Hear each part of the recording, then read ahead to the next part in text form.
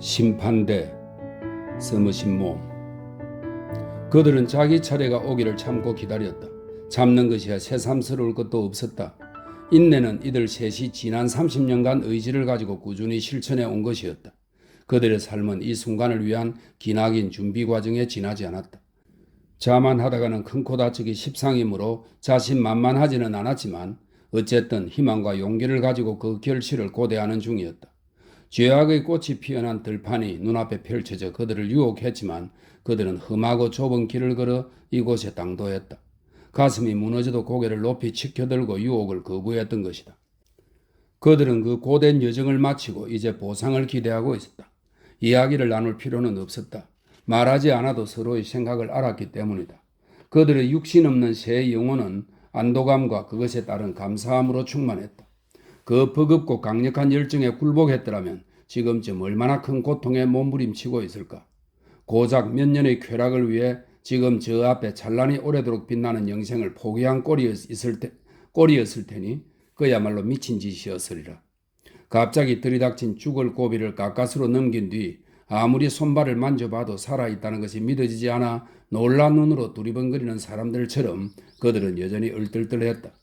사는 동안 자책할 만한 짓을 하지 않았으므로 천사가 다가와서 앞으로 나오라고 하면 이제 까마득히 멀리 있는 세상을 뒤로 하고 떠나올 때 그랬듯 본분을 다했다는 홀가분한 기분으로 나아갈 생각이었다. 그들은 엄청난 인파에 밀려 한쪽으로 비켜섰다.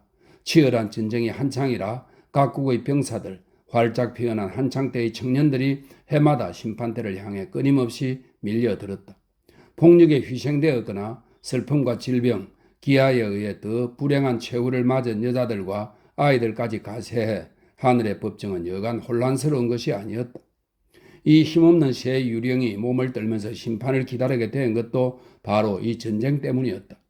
존과 메리는 잠수함의 의뢰에 침몰한 배의 승객이었고 루스는 몸을 아끼지 않고 숭고하게 임한 고된 노동 끝에 건강을 해친 데다 온 마음을 다해 사랑했던 남자가 사망했다는 소식을 듣고 그 충격에 그대로 무너져 죽었다. 존은 아내를 구하려 하지 않았다면 목숨을 건졌을지도 모른다. 그는 아내를 정오했다.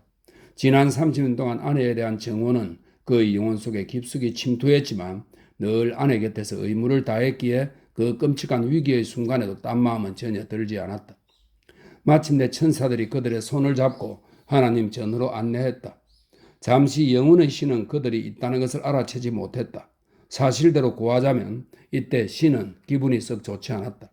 방금 전 심판을 받으러 올라온 한 철학자 때문이었다.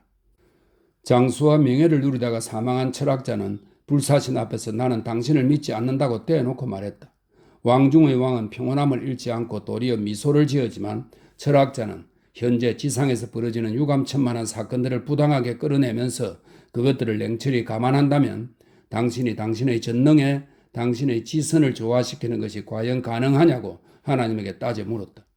아무도 악의 존재를 부인하지 못해요. 철학자가 딱딱하게 말했다. 신이 악을 막지 못한다면 신은 전능하지 않고 막을 수 있는데 막지 않는 것이라면 지선하지 않는 것이에요. 물론 이것은 전지의 신에게 새로운 논쟁이 아니었지만 신은 항상 이 문제를 숙고하지 않았다. 사실 모든 것을 알면서도 이에 대한 답만은 알지 못했기 때문이다. 신마저도 2 더하기 1을 5로 만들 수는 없었다. 하지만 이 철학자는 유리한 고지를 10분 활용하여 철학자들이 자주 그러하듯 합리적인 전제로부터 정당성이 없는 결론을 도출했다. 그는 터무니없는 진술로 말을 마쳤다. 전능하지도 지선하지도 않은 신이라면 나는 믿지 않겠습니다. 그가 말했다. 이런 연유로 영혼의 신은 자기 앞에 공손하지만 희망을 가지고 서 있는 새 유령에게 주의를 돌렸을 때 안도하는 기색을 비친 것도 같았다. 산자들은 사는 날이 짧으므로 자기 이야기를 할 때면 말이 너무 많아지지만 죽은 자들은 영혼을 앞에 두었으므로 오직 천사들만이 경청할 수 있을 만큼 장광설을 늘어놓는다.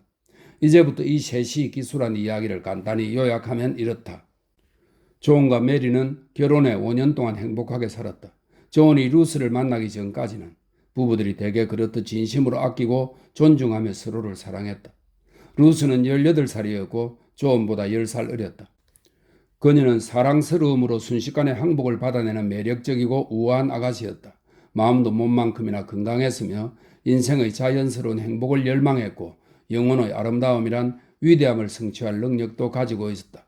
존은 루스를 사랑했고 루스도 존을 사랑했다. 그들을 사로잡은 것은 평범한 열정이 아니었다. 기나긴 세계사에서 중요한 것은 오로지 그들을 만나게 한 시간과 장소뿐이라고 느낄 만큼 너무도 막강한 열정이었다.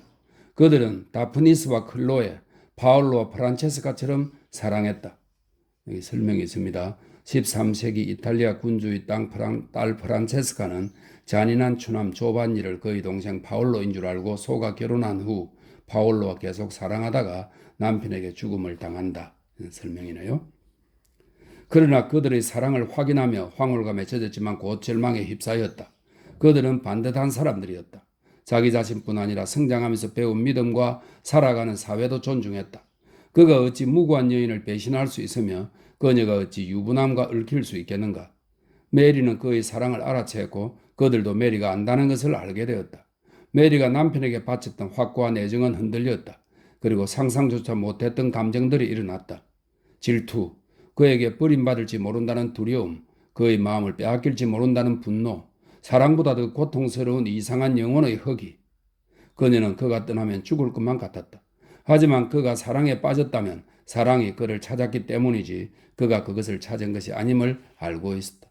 그를 비난하지 않았다. 그녀는 힘을 달라고 기도를 올렸고 조용히 비통한 눈물을 흘렸다. 존과 루스는 메리의 비통한 마음을 곧 알아차렸다. 길고 힘겨운 싸움이 이어졌다. 가끔은 가슴이 말을 듣지 않아서 온몸을 활활 태우는 열정에 저항할 수 없을 것 같았다. 그들은 저항했다. 야곱이 하나님의 천사와 씨름했듯 그들은 악과 씨름했고 마침내 그것을 정복했다. 가슴이 무너졌지만 순수함을 지켜냈다는 자긍심을 안고 헤어졌다. 행복을 바라는 희망, 삶의 기쁨, 세상의 아름다움을 하나님에게 제물로 바쳤다. 루스는 열정을 다해 사랑했기 때문에 다시는 사랑할 수 없었다. 이후 냉철한 마음으로 하나님과 성실한 노동에 의지했다.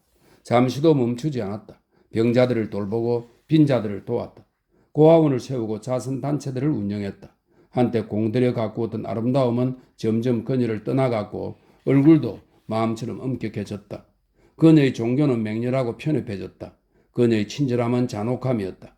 사랑이 아니라 이성의 기반에 세워졌기 때문이었다. 그녀는 횡포를 부렸고 포용할 줄을 몰랐으며 앙심을 품었다. 한편 존은 퇴직한 뒤 무뚝뚝하고 성마른 사람이 되어 죽음의 손에 해방될 때를 기다리며 하루하루를 연명했다. 더 이상 살아갈 의미가 없었다. 힘을 다 쏟았기 때문에 정복했지만 정복당한 것이나 같았다. 남은 감정은 아내를 향해 끊임없이 끓어오르는 은밀한 정오뿐이었다. 그는 친절하게 아내를 배려했고 기독 교도이자 신사로서 할 도리를 했다. 자신의 의무를 다했다. 선량하고 충직하며 인정하건대 나무랄 데 없는 아내 메리는 광풍에 휘말렸던 남편을 한 번도 원망한 적 없었지만 그녀를 위해 자신을 희생한 그를 용서할 수 없었다. 그녀는 사나워지고 짜증이 많아졌다. 자괴감이 들었지만 어쩌지 못하고 그에게 상처가 될 말을 했다. 그를 위해서라면 목숨도 던질 수 있었지만 그가 한순간이라도 행복감에 취할 것을 생각하니 견딜 수가 없었고 그런 현실이 너무나 비참해서 죽고 싶은 마음이 수백 번도 더 들었다. 이제 그녀는 죽었고 그들도 죽었다. 침울하고 칙칙했던 그들의 삶은 지나가 버렸다. 그들은 죄를 짓지 않았기에 이제 보상을 바라고 있었다. 그들은 이야기를 마쳤고 침묵이 흘렀다. 하늘의 법정 전체가 침묵에 쌓였다. 영혼의 신은 지옥으로 가라는 말이 입 안을 맴돌았지만 입 밖에 꺼내지 않았다. 지옥으로 가라는 말에서 연상되는 소거가 지금의 엄숙함에 어울리지 않는다고 생각했기 때문이다. 또한 그러한 판결은 이 경우에 옳고 그름에도 부합하지 않았다. 신은 눈살을 찌푸렸다. 그리고 자문했다. 내가 고작 이런 꼴을 보리고 끝없이 펼쳐진 바다 위로 찬란히 떠오르는 태양을 만들고 산봉우리에 쌓인 눈이 반짝거리게 만들었던가?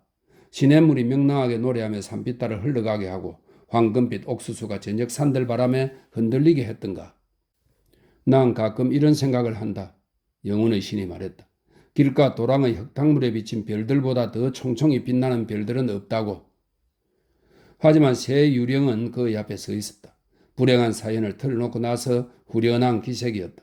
고통스럽게 몸부림쳐야 했지만 어쨌든 본분을 다한 자들이었다. 영혼의 신이 입바람을 훅 불었다. 인간 남자가 입바람을 불어 성냥불을 끄듯 훅 바람을 불었다. 보라, 거기 서 있던 새 가련한 영혼은 흔적이 없었다. 영혼의 신이 그들을 소멸시킨 것이다.